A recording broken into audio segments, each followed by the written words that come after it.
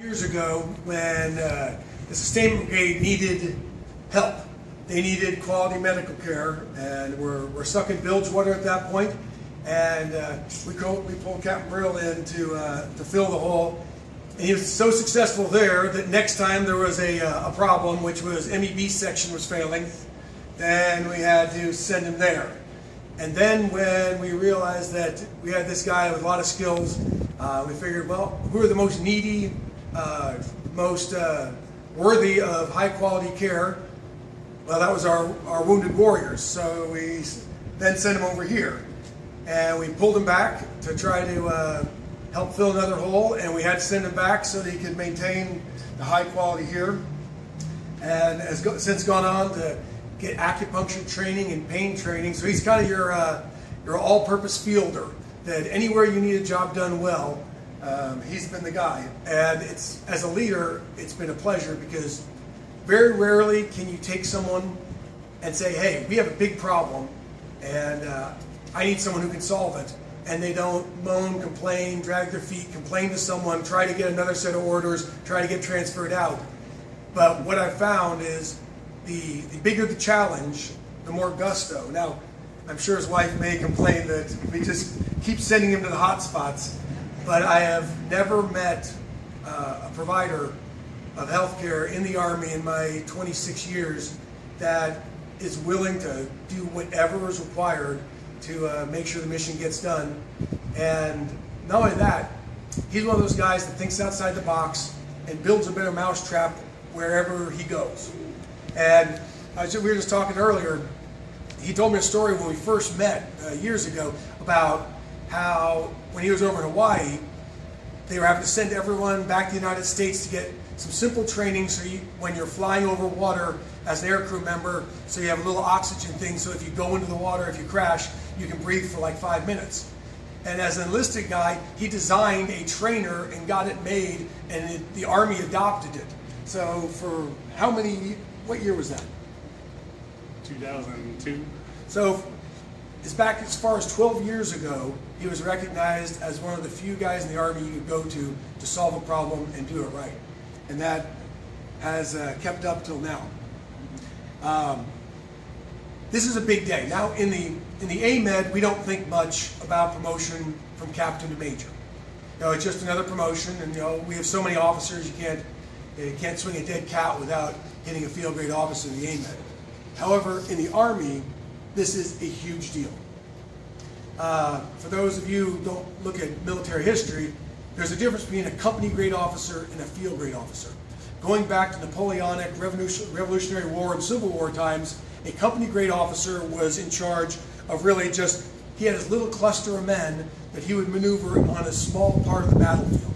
And the folks above would give him a very specified mission, and he would command his small group of 50 or 100 guys on the battlefield, and just right and left limits of what he saw was all he was responsible for.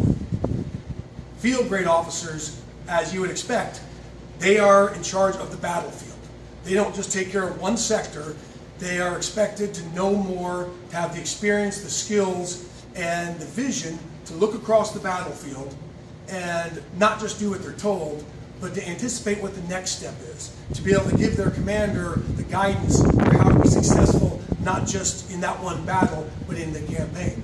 So, speaking in military terms, this is a huge step, going from company grade officer to field grade officer. This is where the Army says, you are a professional. You are the guy we go to when we need professional answers and we need someone to solve problems, which I think is very appropriate for the career path you've charted for yourself. Now, the one challenge I do have for you, though, is we don't wear our branch insignia anymore. So you probably remember back to when you were a private. I remember back to when I was a private. I think I would see and talk to a major, you know, once a year, and I didn't want to do it back then. So as you walk around post, nobody knows that you're a PA or a doc or a nurse. What they know is that you are a field grade officer, and that private thinks you are God, because they deal with their platoon sergeant, their platoon leader. They don't ever want to talk to their company commander or their first sergeant, and the only time a field grade officer comes to the company area is to chew their commander out. And so please remember, as you walk around post, if you're at the PX, you're at the commissary, that private, that sergeant sees you as a battalion or brigade staff member, and carry yourself that way as you have throughout your whole career. So, without further ado, we will publish the orders. Attention orders. The President of the United States has reposed special trust and confidence in the patriotism, valor, fidelity, and abilities of Captain Charles P. Brill. In view of his qualities and his demonstrated potential for increased responsibility, he is therefore promoted in the United States Army to the grade of Major. Effective date of rank, 1 September 2014. Signed, Anthony J. Pete, Chief, Officer Promotion Management.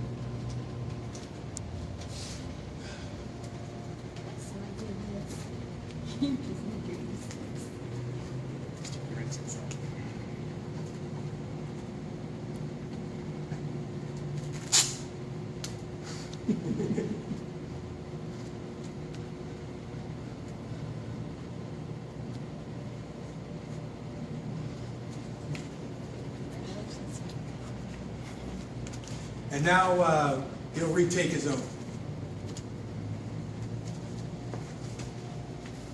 Repeat after me. I state your full name.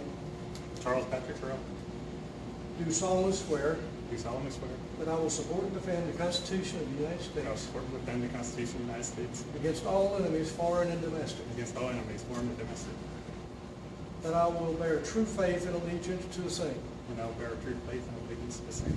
That I take this obligation freely, That I take this obligation freely, without any mental reservation without any mental reservation or purpose of evasion. or purpose of evasion, And I will and I will well and faithfully discharge the duties and faithfully discharge the duties of the office upon which I am about to enter. of the office I'm about to enter. So help me God. So help me God. Thank you.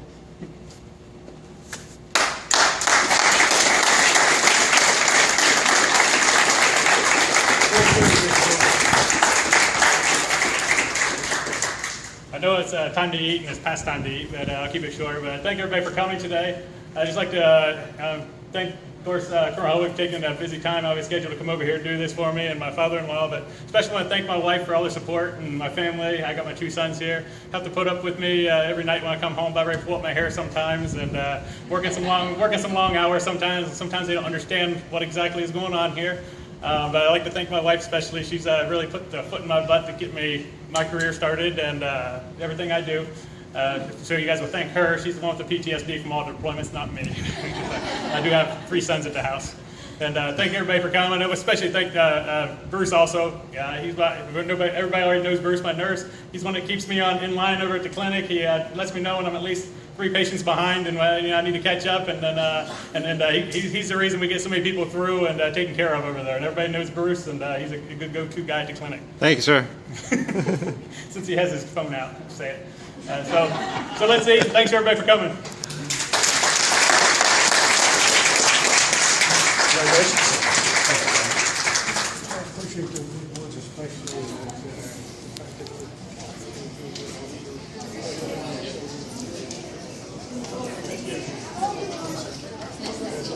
Any nice time to meet you, huh?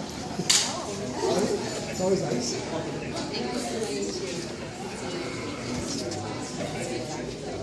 I think so.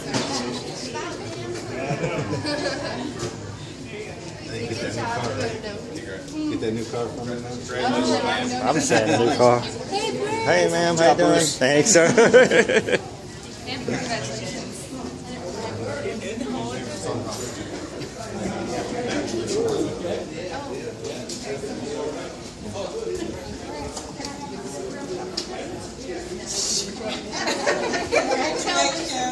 Tell Bruce. It's on my desk. Tell me. Script. I've been waiting on it. Oh, I get it for you. Congratulations. I'll come and speak to you. Congratulations. Good job. Hi. Won't be able to get him your info. Get that thing off of me. You look wonderful. Smile, Sergeant. Sir, they only eat 5, so I'll throw up the ribs. Congratulations. I just feel like the next time I got very busy Friday. I got to pay 6. That was the last time. Congrats. glad they don't haze it. Glad you made it, man. Let eat some of that food up. They should haze it. Too bad they're not. They don't He do that. still has a place on his bone where I did his E6. Good for you. When they had the names, everybody, and I was like, ow. And he was like, blood picture. Jesus. And then they switched to the soft ones, which I really enjoyed so much. Then I called Wendy and I said, hey, I need these. Yeah, it's done then.